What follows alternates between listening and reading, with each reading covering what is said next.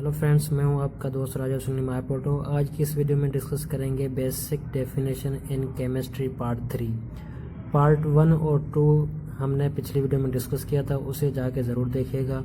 उसके साथ साथ इस वीडियो को पूरी देखिएगा और लाइक, शेयर, कमेंट, सब्सक्राइब भी कीजिएगा। इल्म शेयर करने से बढ़ता है, तो इसे शेयर भी कीजिएगा। Let's start. Solution. A solution is a homogeneous mixture of two or more substance। Solution हमारे पास दो या दो से ज़्यादा सब्सटेंस या मादा की एक यकसां मिलावट को कहते हैं। दूसरी डेफिनेशन हमारे पास है a single phase mixture of the molecule, atoms और आयन ऑफ टू और मोर कंपोनेंट्स। दो या दो से ज़्यादा उज्जा के मॉलिक्यूल, एटम्स और आयन्स की एक तरह की मिलावट को हम सॉल्यूशन कहते हैं। एग्जाम्पल हमारे पास है जैसे कि water in milk, air, juices, alloys. हमारे पास दूध में पानी, एयर हमारे पास सॉल्यूशन है क्योंकि इसमें एक ही तरह की गैसेस मिक्स हैं, तो गैसेस का डिफरेंट मिक्सचर है हमारे पास air.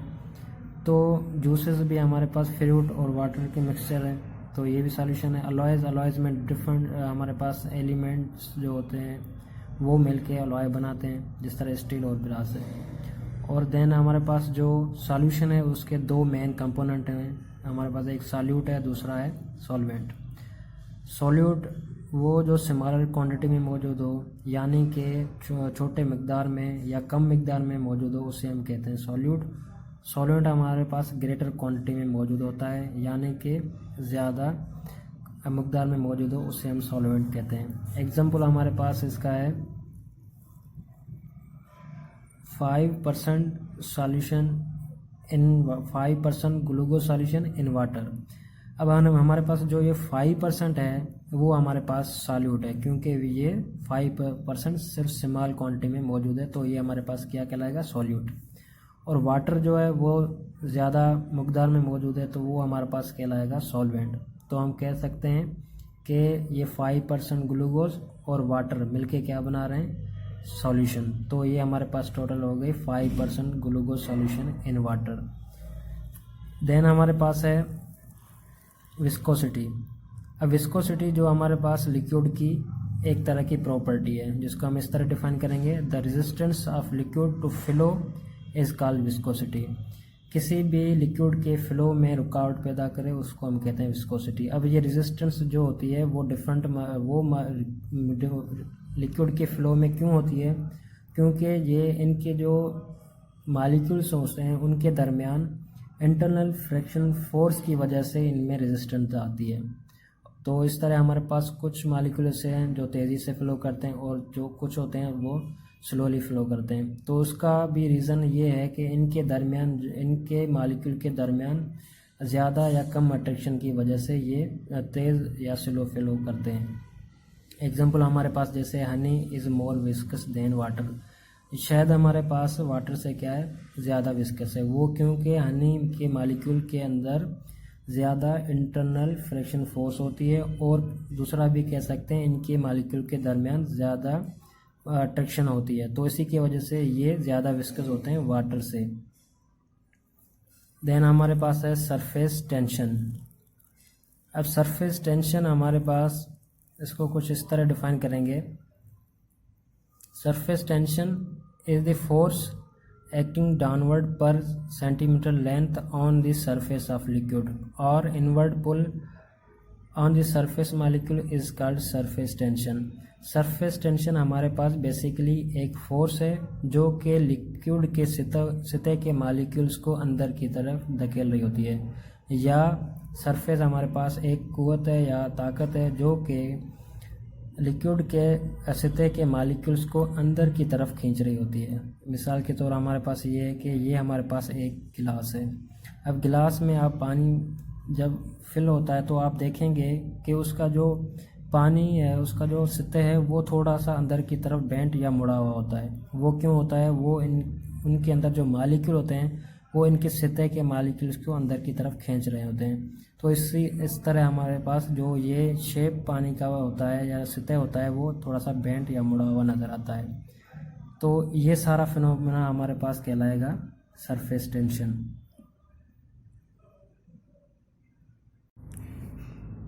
dilute solution which contain very small quantity of solute as compared to solvent is called dilute solution. ऐसी सॉल्यूशन जिसमें सॉल्यूट की तमाम कम क्वांटिटी या तमाम कम मिकदार हो एज कंपेयर टू सॉल्वेंट, तो हम उसे कहते हैं डाइल्यूट सॉल्यूशन। एग्जांपल हमारे पास है 0.585 gram of NaCl in 1 litre of solvent, यानी कि 0.585 ग्राम ऑफ NaCl नमक का इतना मकदार जब हम 1 लीटर ऑफ सॉल्वेंट किसी सॉल्वेंट में डिज़ोल्व करेंगे तो वो सॉल्यूशन हमारे पास कहलाएगी डाइल्यूट सॉल्यूशन। डाइल्यूट सॉल्यूशन का कॉमन एग्जांपल ये भी ले लेते हैं कि आप 1 गिलास पानी का लें, उसमें 1 ड्रॉप इंक का डाल दें, तो वो हमारे पास सॉल्यूशन क्या कहलाएगी, डाइल्यूट सॉल्यूशन। देन हमारे पास है concentrated solution. Concentrated solution which contain large amount of solute in solvent is called concentrated solution।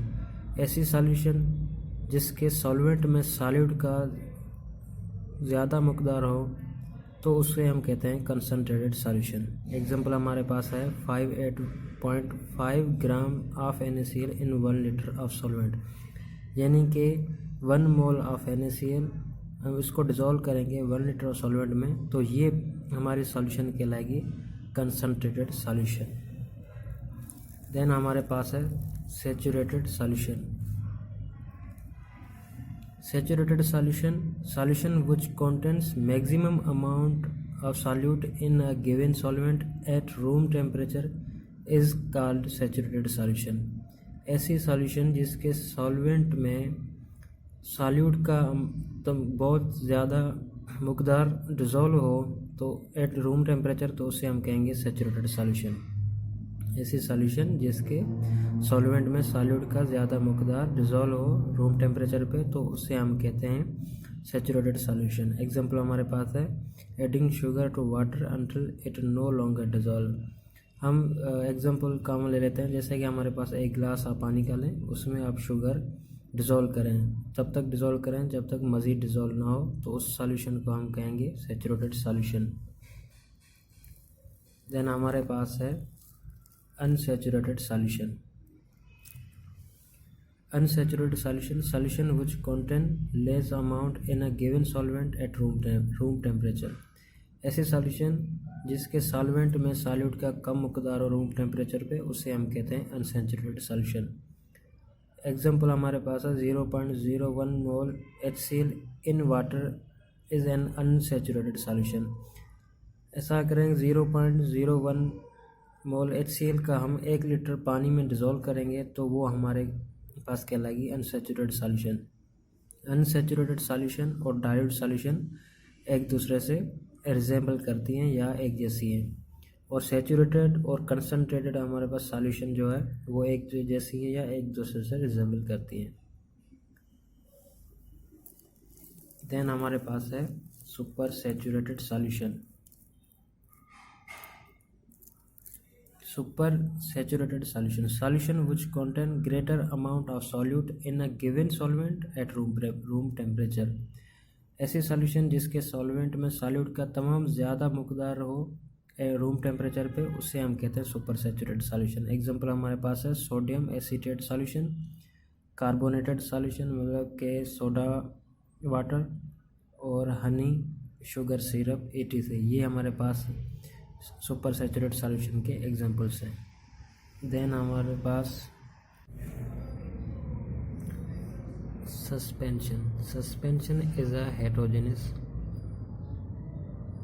Mixture consist of visible particle. Suspension हमारे पास एक हेटेरोजेनस मिक्सचर है जो कि जिसमें हमें बिल्कुल विजिबल जो उसके पार्टिकल या क्लियरली विजिबल पार्टिकल उसके नज़र आते हैं, तो उससे हम कहते हैं सस्पेंशन।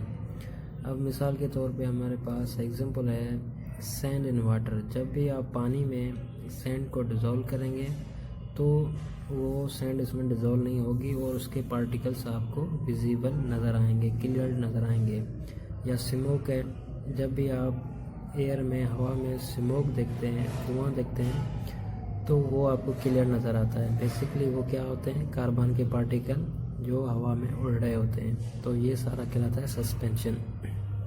उसके बाद है हमारे पास electrolyte, a chemical substance which allow the electric current to pass through them in molten form और in aqueous solution is called electrolysis. ऐसे केमिकल सब्सटेंस या उनकी सॉल्यूशंस जो जिसमें इलेक्ट्रिक करंट आसानी से पास हो जाए उसे हम कहते हैं इलेक्ट्रोलाइट। एग्जांपल हमारे पास है सॉल्यूशन ऑफ साल्ट। साल्ट की सॉल्यूशन में इलेक्ट्रिक करंट आसानी से पास हो जाता है तो ये कहलाएगी इलेक्ट्रोलाइटिक सॉल्यूशन। उसके बाद हमारे पास है इलेक्ट्रोलाइसिस।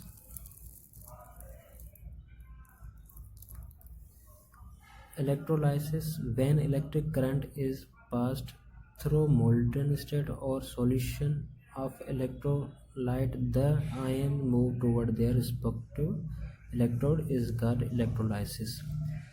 जब भी किसी सॉल्यूशन में इलेक्ट्रिक करंट पास हो, एज अ रिजल्ट वो अपने आयंस में टूट जाए और वो आयंस अपने रिस्पेक्टिव इलेक्ट्रोड की तरफ मूव करें तो इस फिनोमेना को कहेंगे इलेक्ट्रोलाइसिस। एग्जाम्पल हमारे पास है जैसे NaCl की सॉल्यूशन है, तो इसमें करंट जब पास होता है तो ये NaCl अपने आयंस में टूट जाता है, जैसे Na सोडियम आयन और क्लोराइड आयन। तो सोडियम आयन है वो नेगेटिव इलेक्ट्रोड की तरफ मूव करेगा जिसे हम कहते हैं कैथोड, और क्लोराइड आयन है वो पॉजिटिव इलेक्ट्रोड की तरफ मूव करेगा जिसे हम कहते हैं एनोड। देन हमारे पास है hydrolysis, the reaction of cation और एनायन और both with water so as to change its pH is known as hydrolysis. जब भी कैटायन और एनायन पानी के साथ रिएक्शन करें उसके नतीजे में उनकी pH चेंज हो तो वो कहलाता है हमारे पास हाइड्रोलाइसिस। या ऐसे भी डेफिनेशन कह सकते हैं, जब भी कोई सब्सटेंस वाटर के साथ रिएक्शन करें उसके नतीजे में दूसरे नए सब्सटेंस बने तो उसे हम कहेंगे हाइड्रोलाइसिस। मिसाल के तौर एग्जांपल हमारे पास है अमोनियम क्लोराइड, जब पानी वाटर के साथ रिएक्शन करता है तो अमोनियम हाइड्रोक्साइड और HCl बनता है। तो ये हमारे पास पूरा प्रोसेस किसका है, हाइड्रोलाइसिस का है। फ्रेंड्स ये पूरा पेज हमारे पास है सॉल्यूशन, विस्कोसिटी और सरफेस टेंशन का जो हमने डिस्कस किया। एक दूसरा पेज जिसमें हमने dilute solution, concentrated solution, saturated solution, unsaturated solution, super saturated solution को डिस्कस किया। और ये पेज है हमारे पास सस्पेंशन, इलेक्ट्रोलाइट, इलेक्ट्रोलाइसिस, हाइड्रोलाइसिस का जो हमने डिस्कस किया। फ्रेंड्स उम्मीद है कि ये वीडियो आपको पसंद आई होगी। मिलते हैं पार्ट 4 में, तब तक अपना बहुत बहुत ख्याल रखिएगा। शुक्रिया।